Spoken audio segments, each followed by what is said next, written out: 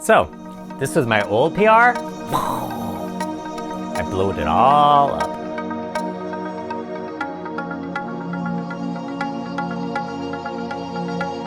Hello everyone, welcome to Running Otaku. I am the Running Otaku. How'd you like that intro? We spare no expense on this channel, and when I say we, it's pretty much just me. My wife and daughter think I'm crazy. Anyways, this is a race report for the Beaverton Half Marathon, which I ran yesterday. The last race report I did was several months ago after the Boston Marathon, in which I was supposed to run sub 3. I was trained to run sub 3. I was in sub 3 condition, and I ran 3:18. So the only thing good to come out of that Boston Marathon was in the first half, I actually set my half marathon PR. You see the first 10K is downhill and the second 10K is relatively flat. So I ended up running 1 hour and 28 minutes. In my last video talking about my training for this half marathon, I told you that my goal was about 124. I said I was in 123 shape, but I thought I would run 124 because the conditions were going to be rainy and windy. And in fact, they were, but the rain wasn't too bad and neither was the wind. And for me, it was perfect conditions. It was totally cloud cover, 100% cloud cover. Temperature was about 59, 60 degrees, so around 14 or 15 degrees Celsius, and just beautiful conditions for me. So to cut to the chase, I actually ran 1 hour, 21 minutes, and 42 seconds. Yes! So in this video today, I'm going to go through my race. I'm going to tell you some of the lessons I learned both in training and in the race, and hopefully some of this will be useful to you. So as you guys know, this channel is just purely a hobby of mine. It doesn't generate any revenue, it's just for fun. So if you like what you see, go ahead and hit the like button. And if you really like what you see, then click subscribe and the bell next to it so you'll be notified every time I upload a new video, and that would make me really happy. Okay, so the night before the race, I did something pretty stupid. I like to think of myself as at least reasonably intelligent, but sometimes I just do stupid things. And last night was one of them. I ate this. Yeah, it's my wife's chocolate chip cookie. She has this amazing recipe with brown butter and adds a little bit of coffee grinds to it. I don't know what, but I can't resist. So I ate a pre-race cookie the night before. And the problem was the chocolate and the chocolate chips and the coffee kept me up most of the night. I did get some sleep, but it wasn't very good sleep, and I felt a little bit groggy when I woke up. And as usual, I checked my heart rate variability, and I was hoping for something like in the 80s or 90s, but it turned out it was only a 73. So that was my first cause of concern for the day, but I didn't want it to bother me too much because I have run really good workouts with the HRV in that range. So I was a little bit concerned, but not too worried. So the course was a loop. It had a lot of turns, which wasn't great on the wet because I was running in these guys, the Nike VaporFly 4%, and I just didn't trust the traction at all. I didn't slip once, but we went over some wooden bridges and a lot of sharp turns, and I was really cautious about going around those, so I made sure to slow down and not twist an ankle. Okay, without any further ado, let's get into the race. So here is the course. You can see at the bottom, let's see, the first 1/3 of the course was kind of a gradual uphill, about 80 meters, maybe 250 feet climb total. The second part was down most of the way back. And then the last, I would say 10K or so was pretty flat. So overall, not a bad course. I was actually surprised because there was no elevation map for the race. It's only the second time they've held this race. So I had no idea what to expect. Which caused a little bit of concern, but at the same time, I think it helped in that I didn't kind of overthink the race strategy. But anyways, I had 3 goals for the race. My C goal was 124, which was what I thought I could hit. My B goal was 123, which I thought was pretty much my conditioning. And then the A goal with, if everything went 100% perfect for the day, I set at 122. So those were the 3 goals. And now I'll go mile by mile for the 13 miles of the half marathon to show you what my pace was for each mile. So again, this first part was uphill. So the first mile I ran at about 122 pace. I think it was 6:15.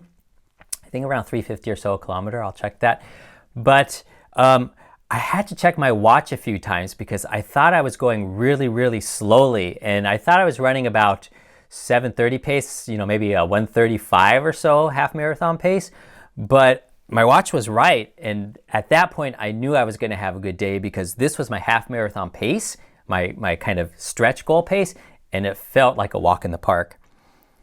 Then the second mile was considerably uphill, but still I was at that 1:24 pace, which was great. The third mile, again, uphill, a little bit faster, as you can see. The fourth mile, same as the third mile. So already I'm going faster than the 1:24, and I'm past the 5K mark at this point, and I know things are going well today. And then the last uphill mile, I didn't know it at the time, but it was the last uphill mile. I pushed and ran at that 1:23 marathon pace, so that was great. And then the downhills came. There goes the spike. Right, I ran much faster. I think I was around 6:05 to 6:10 pace for that first downhill mile, and then the second one was even faster, and then the third one was kind of right back, something a little bit more, I think, well regulated for me. So here I am, probably about 10 to 15K into the race, and things are just going super well. I was really happy. And then what turned out to be the last part was flat, but it went through parks. And it went through bike paths, so there was a lot of curves. And again, with the wet and the VaporFlies, the kind of lack of traction and that really high stack height, I was really worried. So I was trying to take those turns a little cautiously. So that next mile, I was still above my big goal pace. The mile after that, I held it. And then it came down to the last 5K where I said, okay, Ian, let's go ahead and push this a little bit. So the pace jumped up. I think it was around 6:10 pace for the mile. The next mile was the same, about 6:10. And then the last mile of the day was my fastest mile. It was right around 6:04. And I was super happy because I hit the 12-mile mark. I think it was 1:14. And I knew that sub 1:22 was in reach. And that gave me a little extra oomph. And I went for it. And you can see it worked out well. So what did I learn from this race and the training? Well, the first thing was it was really important that I address my weaknesses, which was basically that threshold training. And what I mean by threshold training is that kind of lactate threshold, which for most runners I think is right around 8K, 10K pace. I never really trained that much at that intensity. And instead of training really long and getting huge volume for this half marathon cycle, I wanted to work on my lactate threshold. And so here's a breakdown of the workouts that I did over this 8-week training period. So the easy runs, I ran out of 55 workouts total, 33 of them were just easy runs, which was 63%. And the total, as you can see here, 268 miles or 431 kilometers worth of easy miles in this training plan. Now, the long runs, which I ran on Sundays, I did 6 of them, and you can see the miles and kilometers. So it was 21% of my total workout volume. And then marathon pace, I only did one run. It was 8 miles at easy plus 8 miles of marathon pace, or 13 kilometers, as you can see here. So I didn't train very much at my marathon pace. But my half marathon pace, I actually did 3 workouts that totaled 18 miles or 29 kilometers. And then for the 10K pace, I did 4 workouts at this intensity, and all together it was a combined 21 miles or 34 kilometers.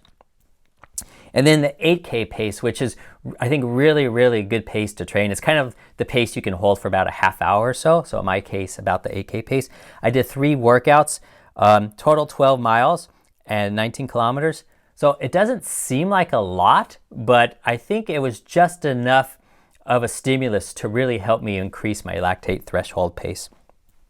And then I did some workouts at 5K pace. Those were those 18 by 1 minutes on the golf course and the wood chips. And then just one track workout that I ran with my running club, where I was running 200s and 400s at about mile effort pace, something like that.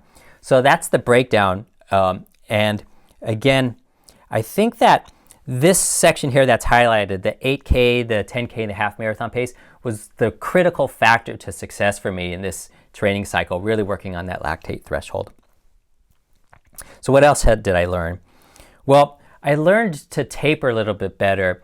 I think in my marathon buildup and tapering for the Boston Marathon, I reduced the intensity but kept the volume up. And this time I switched it. I kept the intensity pretty high on 1 or 2 workouts, but I really dropped the volume down. So by the last week, I ran less than 30 miles or less than 50K. And then finally, I really focused on an even effort and not an even pace. So as you saw, my pace was a little bit all over the place because of the course terrain and the elevation dictated it. But if we go to another graph, this is actually not in terms of pace, but in terms of effort or wattage. So if you have a power meter, you can measure how intense you're running at any point in time. And you can see here that there is some variation, but it's pretty even, which means I ran, even though it was some parts uphill, some part downhill, pretty even effort all the way through, except for this last 5K where I really decided to push it. I think I ran about 1840, which is a nice solid effort for me for a final 5K of a half marathon. And I had some left in the tank to push it. But except for that, where I really upped it, you can see it was a really, really even effort, and it paid big dividends for me. My overall, just so you know, my overall power was 279 watts for this half marathon. So that's it. A new lifetime PR of almost 6 or 7 minutes at the age of 49 is not bad indeed. Next up for me, I'm going full into cross-country mode. We've got a series of adult cross-country races culminating in the state championships in the middle of November. And then there's the United States Track and Field Association regional cross-country meet, I think in the early part of December, which I may or may not run. It depends on my team. So I will be focused on that cross country, and it's mostly 5K, some 8K, and I think national championships would be 10K. So I'll talk about my training plan for that in an upcoming video. Well, all right, that's it for today. Thank you so much for watching. Remember, in running and in life, keep your head up and always move forward. We'll see you next time. Bye-bye.